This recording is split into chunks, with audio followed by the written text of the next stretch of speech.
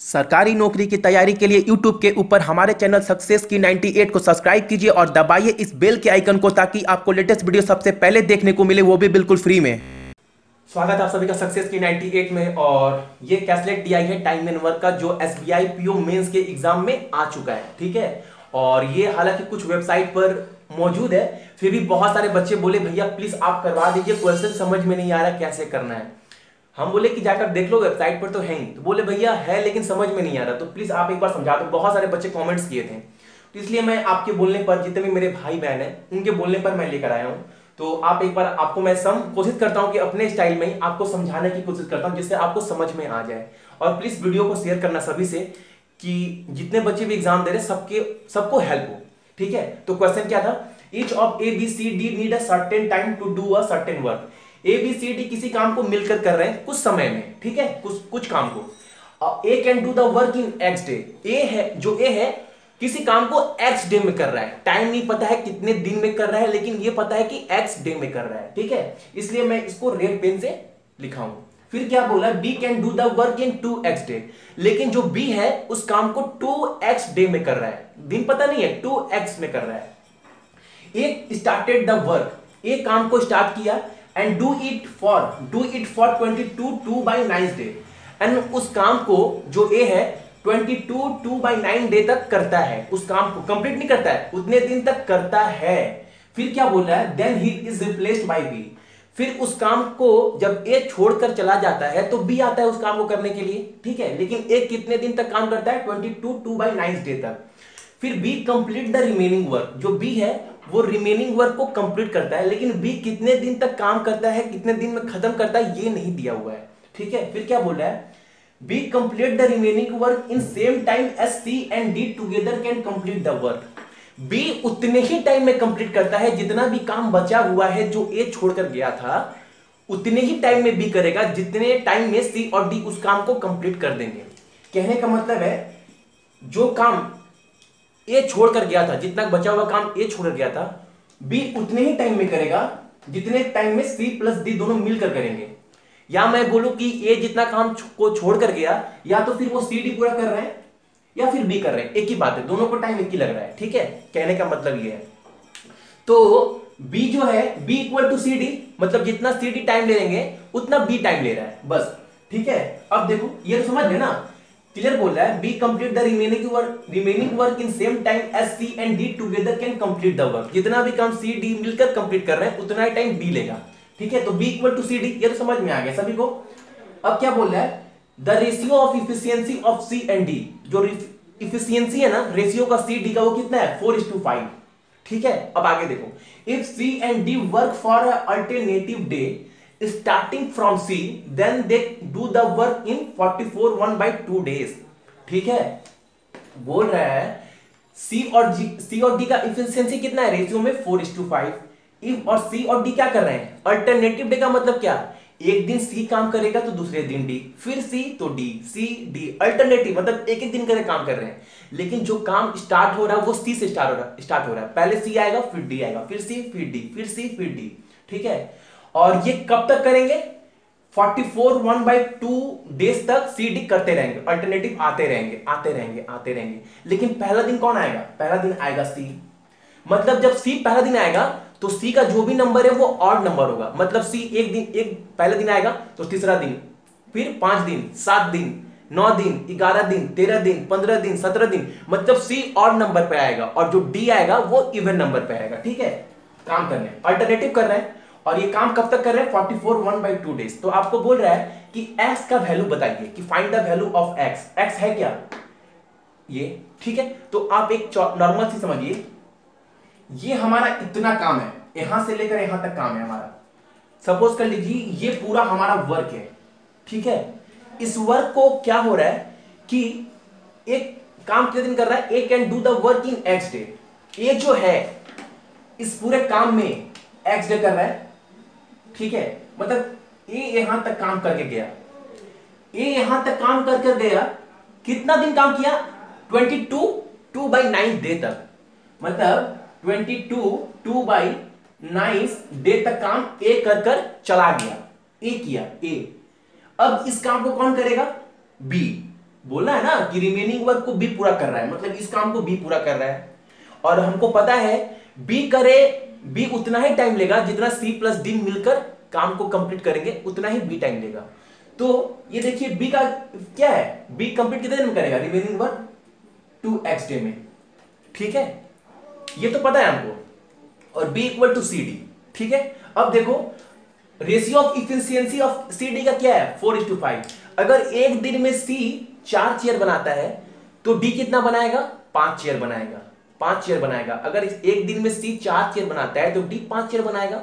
और ये एक दिन में नहीं हो रहा, 4 × 5 मतलब एक दिन में 9 चेयर बना रहे हैं, ठीक है, लेकिन ये तो अल्टरनेटिव आ रहा है ना, मतलब पहला दिन 4 चेयर बना सी के द्वारा, तो दूसरा दिन डी के द्वारा 5, फिर तीसरा दिन 4, फिर 5, ऐसे बनते जाएगा। और ये सिलसिला कब तक चलेगा 44 1/2 डे तक चलेगा, ठीक है।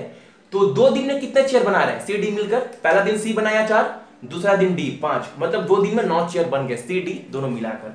2 दिन में 9 बन गए, 2 दिन में 9 बन गए, तो 44 दिन में कितना बनेगा, तो इसको ऐसे लिख सकते हैं ना 22 × 9, ठीक है। क्यों, क्योंकि 9 में तो 2 है, 2 दिन जुड़ा हुआ है, 9 दिन में ये चेयर है, समझ लिए, मतलब 2 दिन में तो 9 चेयर बन रहे हैं, तो 22 × 9, ठीक है, ये समझ गए ना। क्यों, क्योंकि 44 डेज है। अगर मैं आपको ऐसे भी लिखकर समझाऊं कि 2 दिन में 9 चेयर बन रहे हैं तो एक दिन में कितना बनेगा 4.5, तो 44 × 4.5 ऐसे भी तो लिख सकते हैं ना, 40 दिन काम हो रहा है। लेकिन मैं क्या किया, 2 दिन में 9 चेयर बन रहा है, एक ही बात है, तो 9 × 22, ठीक है, मतलब 22 × 9 कितना होता है 198, मतलब 198 चेयर बन गया कितने दिन में 44 दिन में। अब नेक्स्ट डे कौन आएगा 44 डे के बाद, 44 मैं बोला ना 44 डे हो गया, 44 डे इवन नंबर पे कौन है डी है।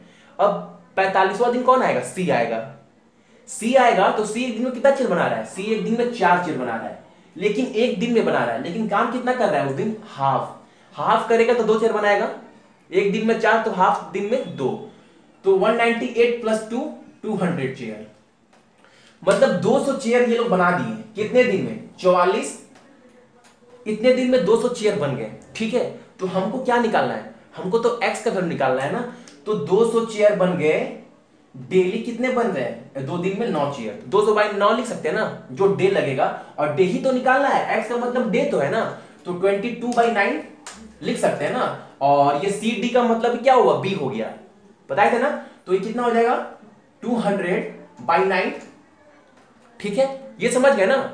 अब देखो हमको x 2x ऐसे निकालेंगे, ये भी डे है ये भी डे है, और इसको भी अगर 22/9 डे को कन्वर्ट करेंगे पूरा, 22 × 9 कितना होगा 198 + 2 200, 200/9, तो इसको हम 200/9 लिख सकते हैं ना, 200/9 इसको तो लिख सकते हैं।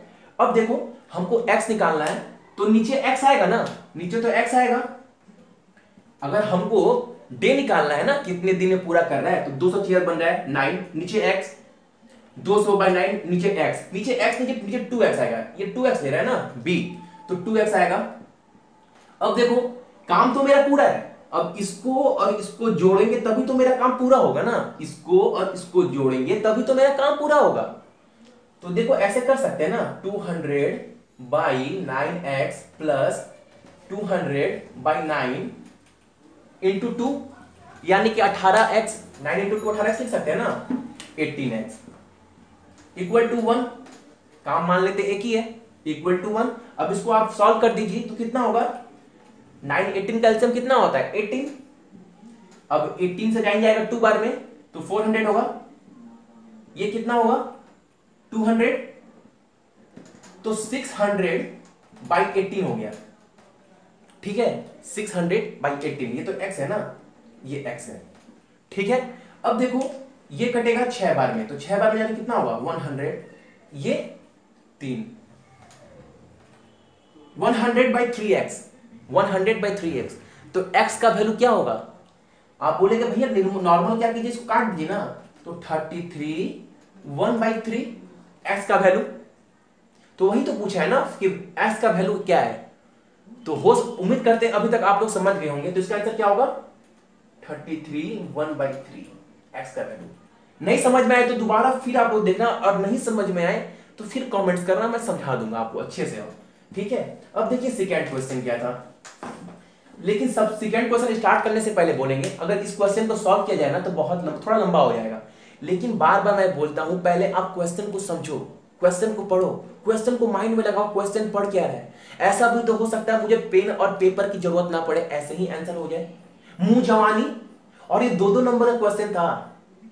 आप बताइए, इतना बड़ा क्वेश्चन दे दिया आपको बेवकूफ बनाने के लिए। अगर आपका टाइम एंड वर्क का कंसेप्ट क्लियर है तो आपको ऐसा भी तो हो सकता है कि आपको पेन का जरूरत ना पड़े, बिना पेन का आंसर हो जाए। देखिए कैसे, मैं क्वेश्चन पहले पढ़ता हूं। If E and F together work for 24 day, अगर ई और एफ एक साथ मिलकर 24 दिन तक काम करते हैं, then they are required of A and B respectively, replaced by A and B.